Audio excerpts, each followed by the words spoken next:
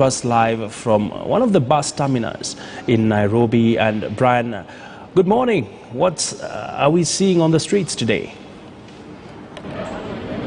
Good morning, Abby. It's quite a situation here owing to the fact that it has been raining in Nairobi a bit. It's a bit muddy at the Easy Coach bus terminal here that hosts a lot of, transit buses. We're talking about Galaxy, Guardian, Easy Coach, of course, and so many others. We're just trying to look at the situation.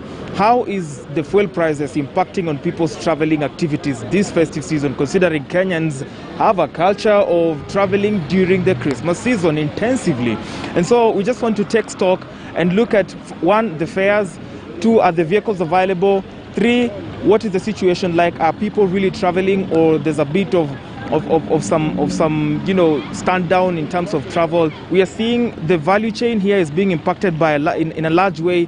The people who are carrying the trolley services are already getting business. We are seeing a lot of activity at the bus terminal here. Of course, it's the travel season. And now we just want to talk to someone who works here. We get his perspective of what is happening right here. Karibu sana. Songea karibu. Habari yako? Nzuri sana. Hebu jitambulishe, unaitwa nani? Naitwa Michael Nsare. Unafanya kazi gani hapa? Mimi nasimamia watu wa pikipiki. Alright, watu wa pikipiki. So unaona travel katika msimu huu inaendaje? Kusafiri, watu wanasafiri moso usiku. Watu ni wengi wanasafiri ngi. Kweli. Sasa bei ya mafuta ilipunguzwa. Hiyo inaathiri vipi fares za hapa, ama inaathiri vipi vile watu wanalipa fare yao? Kulingana. Umeongeza fare? Kulingana na kitambo fare ilikuwa juu, lakini wakati mafuta iliteremka fare ilirudi chini. Okay. Kwa hiyo unaona watu wengi wakisafiri? Watu wanasafiri. Na je, kuondolewa kwa curfew imesaidiaje biashara? Kuondolewa kwa curfew, kama usiku bado watu wanang'ang'ana, na mchana bado watu wanang'ang'ana ili wapate kitu ya kukula. Okay. Kwa hiyo inaleta hali gani katika usafiri kwa msimu huu? Anyway, sasa hapo unapata mtu amejipanga, hata kama ni kusafiri na familia yake, anasafiri anaenda na kusherehekea nyumbani na arudi. Okay. Sawa, asante sana. Maoni yako ya mwisho kwa Wakenya labda? Labda mimi Kenya nitaweza sema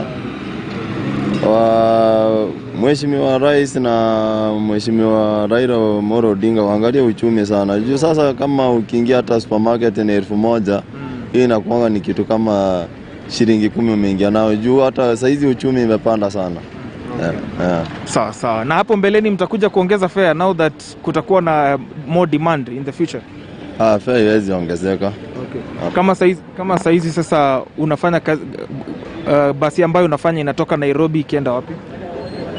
Basi zinaenda Busia, Ugunja, Kisii, Migori, zinaenda parts of Nyanza and Western.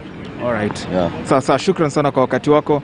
There you have it. He says the economic situation is still biting, and it is impacting even on the traveling habits and patterns of Kenyans right here. And so all Kenyans are waiting at April for the next word, particularly with regard to fuel prices, which is going to impact again the fare and of course how people are going to travel. Remember, there are also people who prefer traveling in personal means, but the majority of Kenyans have this in their convenience.